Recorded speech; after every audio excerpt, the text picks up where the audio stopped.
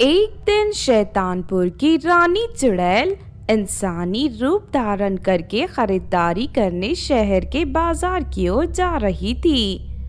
तभी उसकी नजर कुछ लड़कियों पर पड़ती है। वो सभी लड़कियां मिलकर एक काली बदसूरत लड़की को परेशान कर रही थी।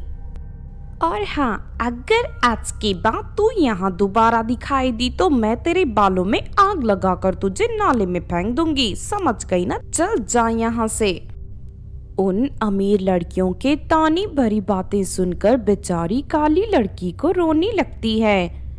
ये सब देख रानी चुड़ैल को उस लड़की के लिए बहुत बुरा लगता है और वो उसकी मदद करने का फैसला करती है। उसके बाद रानी चुड़ैल अपनी जादुई छड़ी घुमाकर उस काली लड़की को खूबसूरत बना देती है और साथ ही उसके शरीर पर ढेर सारे गहने और सुंदर ड्रेस भी प्रकट कर देती है। ये नज़ारा देख वहां मौजूद सभी लड़कियों की आंखें फटी की फटी रह जाती हैं। उसके बाद रानी चुड़ैल अपनी जादुई छड़ी की शक्ति से वहां एक खट्टे खट्टे पहलवान को भी प्रकट कर देती है। सुनो बेटी, ये पहलवान हमेशा तुम्हारी रक्षा करेगा। अब अगर आज के बाद इस लड़की को किसी ने परेशान किया तो ये पहलवान उसकी खूब पिटाई करेगा। जाओ बेटी, अब तुम्हें कोई तकलीफ नहीं होगी। फिर वो लड़की रानी चुड़ैल का शुक्रिया अदा कर वहां से चली जाती है। उसके बाद रानी चुड़ैल भी वहां से चली जाती है। अरे वो औरत कौन थी? उसने तो पलक झपकते ही इस बदसूरत लड़की को खूबसूरत बना दिया। लगता है वो बहुत ही बड़ी जादूगरनी थी। मैं तो कहती हूँ चलो उसका पीछा करते हैं, आखिर देखे तो सही वो कहाँ से आई है। फिर वो सभी लड़कियाँ चुपके से रानी चुड़ैल का पीछा करना शुरू कर देती हैं और उसका पीछा करते हुए जंगल तक पहुँच जाती हैं। जंगल में दाखिल होते ही रानी चुड़ैल अपने चुड़ैल वाले रूप में आ जाती है। तभी रूबी नाम की लड़की कहती है, अच्छा तो ये एक शक्तिशाली चुड़ैल है, चुड़ैल का फायदा उठाना चाहिए। मेरे मामा एक बहुत ही बड़े तांत्रिक है, मैं अभी जाकर उन्हें सारी बात बता देती हूँ। उसके बाद वो चुड़ैल को कैद करके इसकी जादुई छड़ी छीन कर मुझे दे देंगे। फिर जादुई छड़ी की शक्ति से मैं जो चाहे वो करूँगी। उसके बाद रूबी अपनी मामा के पास जाकर उस रानी चुड़ैल के बारे में सब बता देती है। फिर रूबी के मामा रानी चुड़ैल को पकड़ने की तैयारी शुरू कर देता है। इस तरह एक दिन रानी चुड़ैल एक गांव के कुछ गरीब लोगों की मदद करने वहां पहुंच जाती है।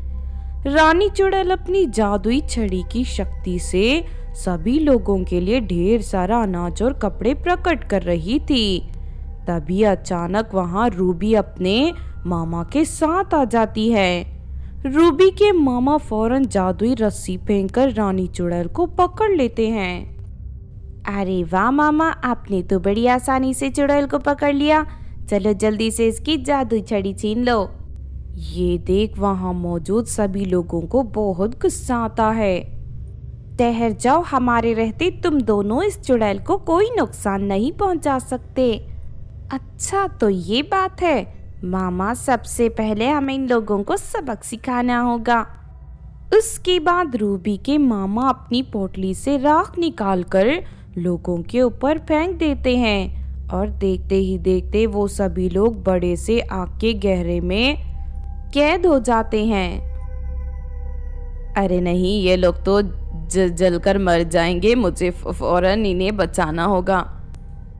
उसके बाद रानी चुड़ैल अपनी पूरी ताकत से जादुई रस्सी को तोड़कर आजाद हो जाती है और अपनी जादुई छड़ी की शक्ति से लोगों के ऊपर पानी बरसाना शुरू कर देती है।